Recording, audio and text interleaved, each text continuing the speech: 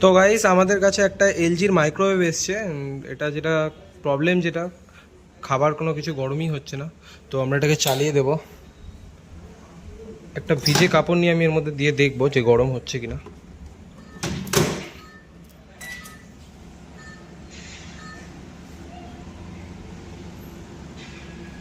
চালিয়ে দিয়েছি, চলছে এটা।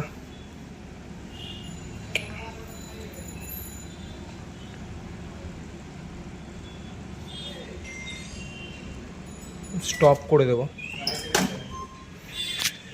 মানে কোনো রকম কোনো গরম কিছুই হয়নি। তো এটাকে আমরা খুলে দেখবো যে এর মধ্যে সমস্যাটা কোথায়, কেন গরম হচ্ছে না। তো চলুন দেখা যাক। তো আমরা মাইক্রোওয়েভটাকে খুলে নিয়েছি আর টেস্ট করে দেখব কোথায় কি সমস্যা। আর আপনারা এটা বাড়িতে কোনো দিন ট্রাই করতে যাবেন না, কারণ এটা খুবই বিপজ্জনক। এখানে দেখতেই পাচ্ছেন লেখা আছে ডেঞ্জার হাই ভোল্টেজ। সব জায়গায় লেখা আছে, এখানেও লেখা আছে ডেঞ্জার হাই ভোল্টেজ। এটা অ্যাকচুয়ালি 2100 ভোল্ট আর কি জেনারেট হয় এখান থেকে। তো এটা কখনোই বাড়িতে ট্রাই করতে যাবেন না। টেকনিশিয়ান ডেকেই তবেই রিপেয়ার করুন। নিজেরা কোনো দিন আর কি খুলতে বা এরকম কিছু করতে যাবেন না। তো চলুন দেখাই সমস্যাটা কোথায়। তো এটা যেটা সমস্যা আছে, এই যে ফিউজটা আছে এখানে, একটা ফিউজ আছে এর মধ্যে। এই ফিউজটা কাটা আছে এখানে, আর ম্যাগনেটনের সমস্যা আছে, কারণ ম্যাগনেটনটা বডি শর্ট হয়ে গেছে আর কি। তো ফিউজটাও খুলবো আমরা, ম্যাগনেটনও খুলবো, খুলে দেখাবো আপনাদের। তার আগে দেখিয়ে দিই যে প্রবলেমটা কি আছে। এখানে যে ফিউজটা আছে, কাছ থেকে নে। এখানে যে ফিউজটা আছে, ফিউজের মধ্যে কোনো বিপ বাজছে না। এটা মিটারটা নে। এখানে যে বিপ সাউন্ডটা হচ্ছে, কাছ থেকে নে একটু। এখানে যে বিপ সাউন্ডটা হচ্ছে, এই ফিউজের মধ্যে হচ্ছে না, কারণ ফিউজটা কাটা আছে, সেই কারণে হচ্ছে না। ম্যাগনেটনটা দেখাই। ম্যাগনেটনের আমি একটা পয়েন্টেই লাগিয়েছি, একটু তলা থেকে দেখা। এই লাগিয়েছি, আর বডির গায়ে লাগালে বিপ সাউন্ড দিচ্ছে, তার মানে এটা ম্যাগনেটনটা বডি হয়ে গেছে। তো ম্যাগনেটনটা খারাপ আছে। তো এই দুটোকেই আমরা খুলবো। এটা খুলে নেওয়া যাক।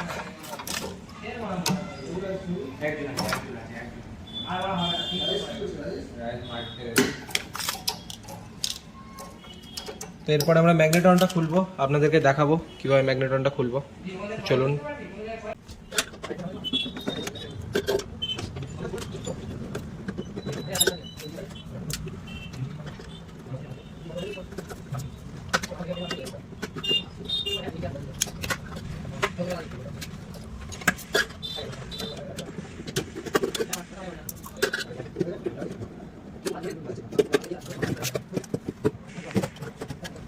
তো ম্যাগনেটনটা খুলে নিয়েছি। এটা আমরা নতুন একটা ম্যাগনেটন লাগিয়ে দেবো, দিলে প্রবলেমটা সলভ হয়ে যাবে। তো সেটাও আপনাদেরকে দেখাবো কীভাবে লাগাবো। আর আরেকটা কথা, এটা কখনোই আপনারা বাড়িতে ট্রাই করবেন না, ভুলেও করবেন না, কারণ এটা খুবই বিপজ্জনক আর কি। এখান থেকে 2100 ভোল্টেজ জেনারেট হয়, আমি বলেওছি আগে, ঠিক আছে। এখানে লেখাও আছে দেখুন, ডেঞ্জার হাই ভোল্টেজ। এর গায়েও লেখা আছে, ম্যাগনেটনের গায়ে ডেঞ্জার হাই ভোল্টেজ। তো সবার কাছে অনুরোধ, কখনোই এটা বাড়িতে ট্রাই করবেন না। তো ম্যাগনেটন আর ফিউজটা কীভাবে লাগাবো সেটাই আপনাদেরকে দেখাবো। চলুন। তো গাইস, নতুন ম্যাগনেটন নিয়ে আমরা চলে এসেছি, আর ম্যাগনেটনটা লাগিয়ে দেবো। এটা হলো পুরোনোটা, যেটা ডিফেক্টিভ আছে। এই হচ্ছে আমাদের নতুন ম্যাগনেটন, এটাই আমরা লাগিয়ে দেবো, দিয়ে টেস্ট করে দেখব। আর একটা কথা, যখনই আপনারা নতুন ম্যাগনেটন লাগাবেন বা চেঞ্জ করবেন, ঠিক আছে, সাথে ক্যাপাসিটার আর ডায়োডও চেঞ্জ করে নেবেন। কারণ আপনি নতুন ম্যাগনেটন চেঞ্জ করলেন, ঠিক আছে, কদিন পরে কাস্টমার আপনাকে ফের ফোন করলো, ঠিক আছে, যে আমার খাবার আবার গরম হচ্ছে না। তখন দেখা গেল ক্যাপাসিটার ডায়োড খারাপ হয়ে গেছে। কারণ বেশিরভাগ ক্ষেত্রে এটাই হয়, ম্যাগনেটন চেঞ্জ করার পরে ক্যাপাসিটার ডায়োড সমস্যা দেখা দেয়। তো সেক্ষেত্রে আমি বলবো এই দুটো চেঞ্জ করে দেওয়া ভালো আর কি। তো চলুন চেঞ্জ করা যাক। তো প্রথমে আমরা ক্যাপাসিটারটা চেঞ্জ করে নেব।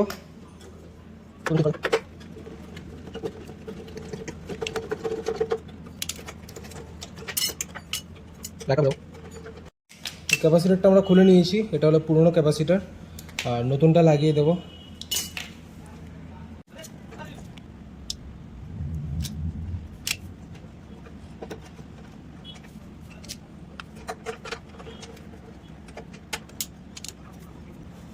তো এবার নতুন ম্যাগনেটনটা লাগাবো, এটাই আপনাদের দেখাবো, চলুন।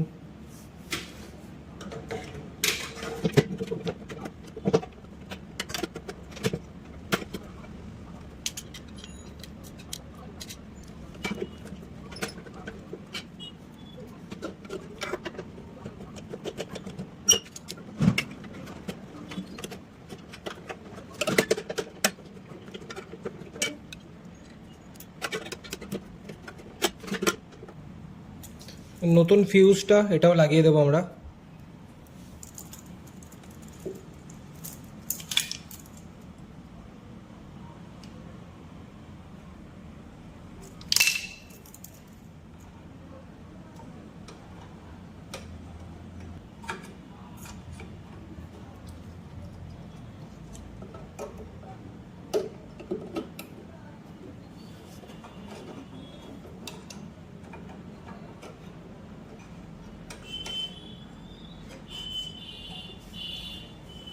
তো আমাদের ম্যাগনেটন লাগানো হয়ে গিয়েছে, আর এবার শুধু মাইক্রো ওভেনটাকে চালিয়ে দেখানো। তো চলুন আপনাদেরকে চালিয়ে দেখাবো।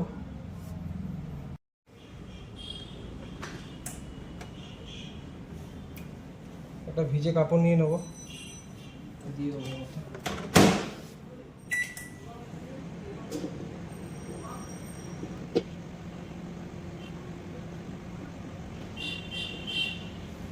স্টপ করে দেবো।